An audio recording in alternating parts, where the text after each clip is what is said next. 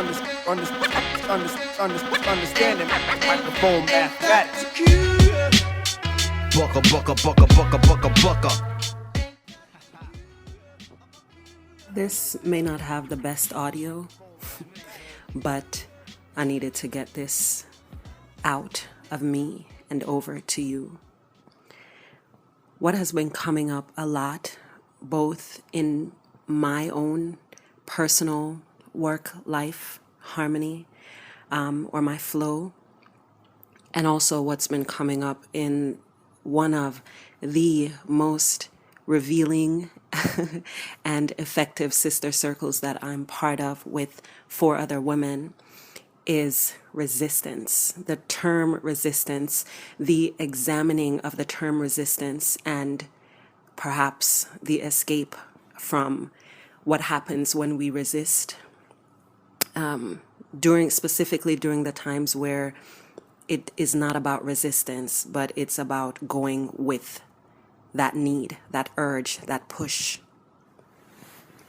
And it's a tough one for me, recognizing resistance, because I am inclined to go towards flow. I understand, and my innate way, my natural way, is to go towards the flow, recognizing that harmony presents itself oftentimes when we do not resist, but instead go towards flow. And some of that might be the Libra in me, and some of that might just be the result of the life experiences that I've had, and continuing to push against things that did not call for pushing. They called for the opposite. They called for me to swim in that same direction so that I can identify my liberation. And so knowing when I'm resisting something can be very difficult for me as a result of those things. But I saw a quote, and I'm forgetting the sister's name. I want to say Sharita or Sharisa. I don't remember. But she put something up the other day I saw it on Google Plus, and then I went on Facebook to find her to see it again and repost it.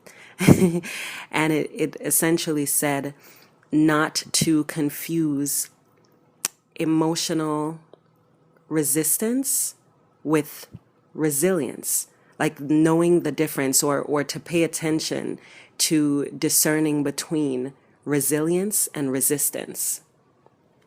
I find that very profound. I find that profound because it can be so easy, and I think societally we are rewarded for resilience. What have you survived? That's what people look at when we look at merit, when we look at personal power. A lot of us look at what people have survived. What did you go through? And now here you are on the other side of it. I think that's natural. And I think there's nothing inherently wrong with that. But when you take it out of the vacuum of just looking at resilience, just looking at what people survived, understanding the backstory is important, because sometimes they weren't in that environment, or I'll say we weren't in that environment for that lengthy time, or we didn't go through all of those things because that's what we needed to go through. We went through them for the extent that we did because we did not know or did not discern between resilience and resistance. We wore our resilience as a badge of honor, but really we were resisting something that needed to happen. So I'll give you a very clear example. For me, I did a raw food feast a couple of years ago. And if you've been with me for a while, you've heard me talk about this before, because it changed my life so much, and it is still changing my life. And I think I did it in 2012, if I'm not mistaken. But I'd used July of that year to just eat plants in their natural state, with no heat applied, or, just fruits and vegetables in their natural form, sun cooked, right? Just exactly the way Creator made them. And there were so many opportunities for me throughout each of those 31 days, y'all, to face myself and to discern between resistance and resilience. There were so many times where I just felt so sure that I was gonna pass out, or that, I was probably doing my body a disservice and not eating the protein that I need to eat. And if you're vegetarian or vegan, you probably laugh at that part. Or if you are educated about what protein really is and where it comes from, you understand the fallacy, the long freaking standing campaign of propaganda to have us believe that protein comes from meat, when in reality, what we're really looking for are the breakdown of the protein, which is very much evident in legumes and beans and certain dark green leafy vegetables, in a way that is much easier and much faster for our bodies to process than trying to clamor through that fake shit they call meat and trying to get to protein from that, and then having your body do the work to break that down. Whew. Please read up about where protein really comes from. But even though I was beginning to experience an awareness of that from my research, I read the 80-10-10 book by, I think his name is Dr. Douglas Graham, if I'm not mistaken. And I just did a lot of research, watched a lot of documentaries, just, spoke with nutritionists, just educated myself and pull myself out of the ignorance that was a result of the propaganda of the meat industry and the dairy industry and the pharmaceutical industry around, how to really nurture our actual bodies, how to nurture our bodies instead of just to please our taste buds, because our taste buds are heavily manipulated by those industries I mentioned. And so when I was doing the 31-day raw food feast, I was consistently presented with the opportunity to discern between resilience, which is my ability to stay in my commitment and say, yeah, this feels really crappy. I don't feel good today. I have a headache, or, I really just want a brownie or a chicken wing. God damn it. Like, that was a big one for me. I was like, can I just get a chicken wing? I going through all of that and deciding whether I was going to be resilient or whether I was going to surrender to the resistance, the part of me, the neurons that were connected that was used to having a certain thing each morning, or, having a blueberry muffin at a certain time of the month, during my cycle, or, whatever the things were that I was accustomed to, understanding how to build up, how that creates a resistance against what I decided to do, which was to eat only sun-cooked foods, just natural foods in their natural state for that month, to do that for my body. And when I talk about that journey for me, I cannot not mention Josiah Madden's book, The New Fast Girl, or New Fast Girls, because that book, and it's on Kindle, it's on Amazon, and there's a print version as well, so you can look it up on Amazon. Yo, Josiah just really spoke directly to me. And even though her experiences were different than mine, she talks a lot too about the small I, like, yourself in terms of your highest self and then your smaller, lower self. That all manifested for her very clearly as she was doing her weekly fasting. The resistance versus resilience was coming up for her in that way. And for me, it came up differently in terms of the inner little girl, that part of me who really wanted to nurture me and keep me safe. She was really my higher self in the form of a little girl. And then the old woman self, which was me on the other side of all of this, years down the road, 80-something years old, just really reminding myself why it's so important that I stay in that commitment and what the benefits were that came from that. And all of those things showed up in my life as a result of doing that thing. So oftentimes, food, I think for a lot of us, is a really great access point to what we need. And I'm going to talk a little bit more about access point to what we need through food and through resistance when it comes to food next.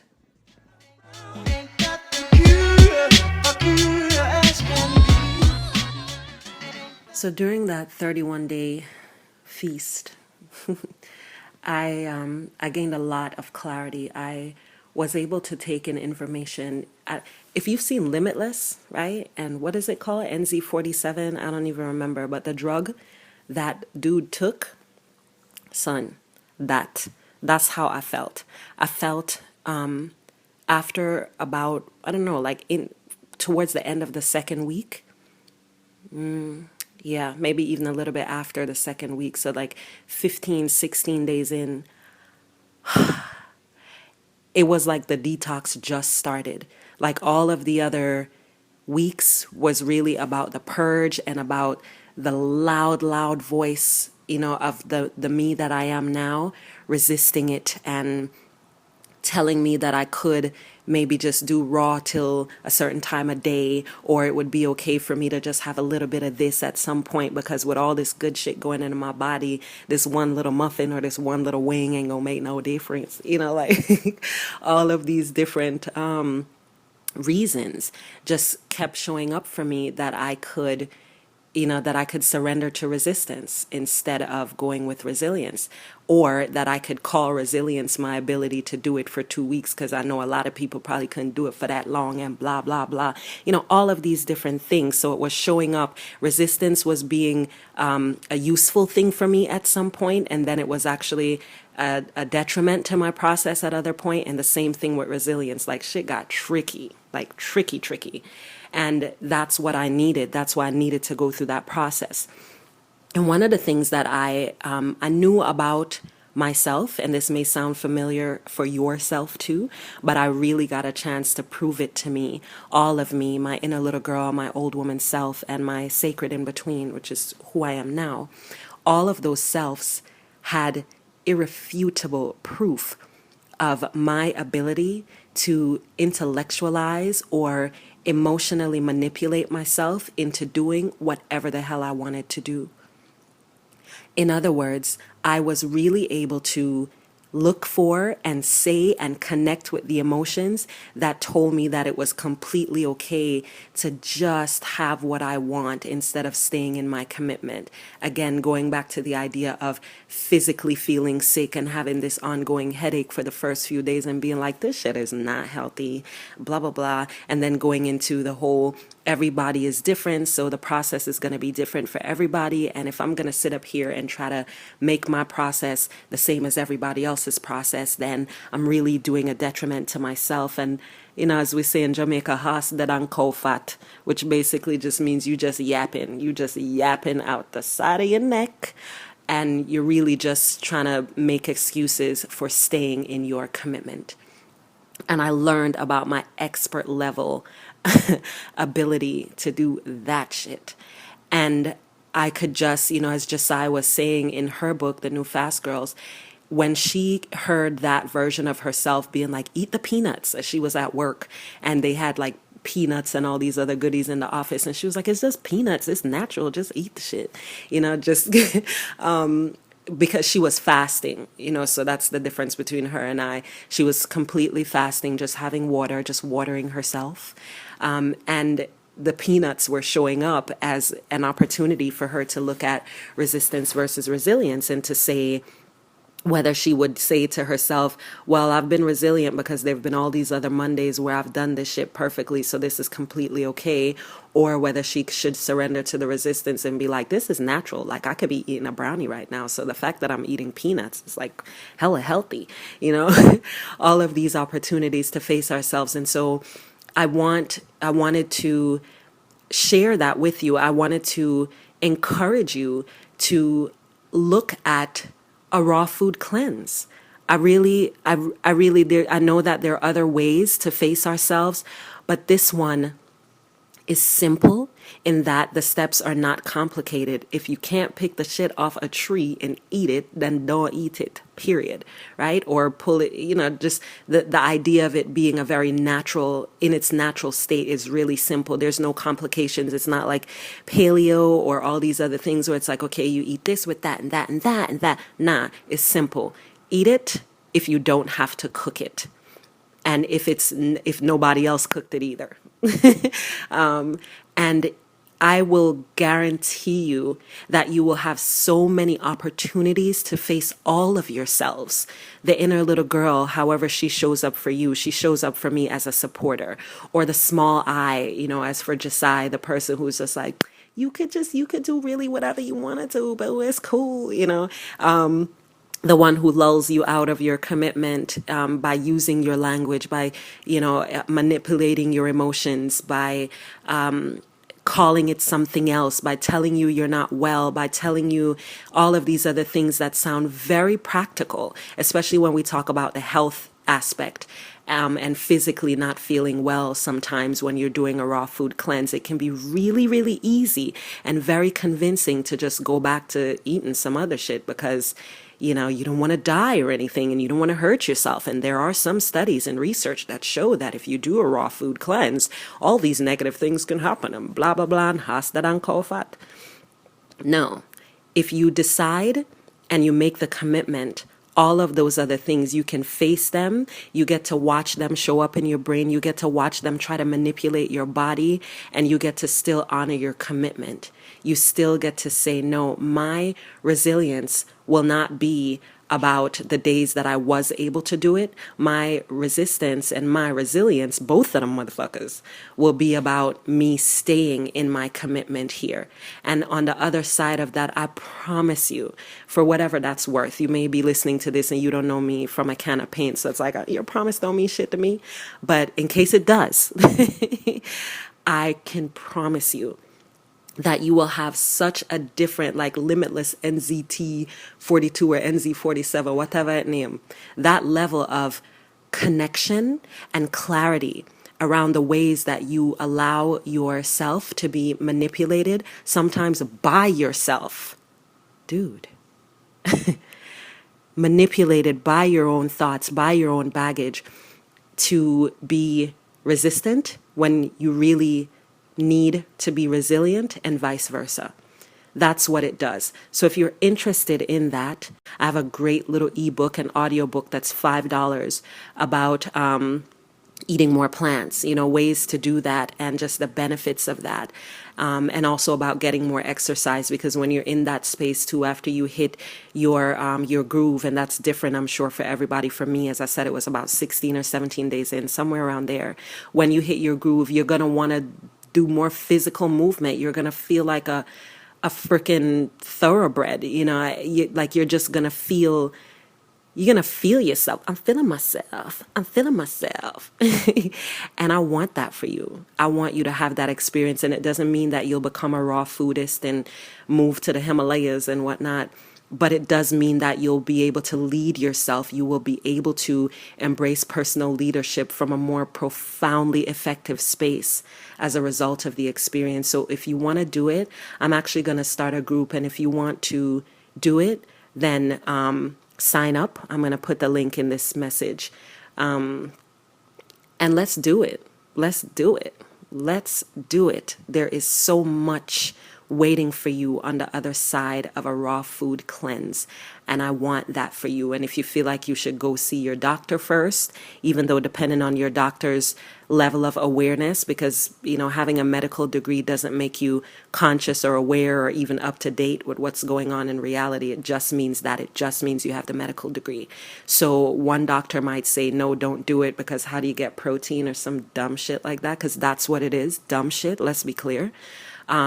But you will at least be able to have that sense of discernment for yourself, whether you think, whether you trust your doctor and you don't want to do it, or whether you want to do it anyway. Do what you need to do in terms of your due diligence.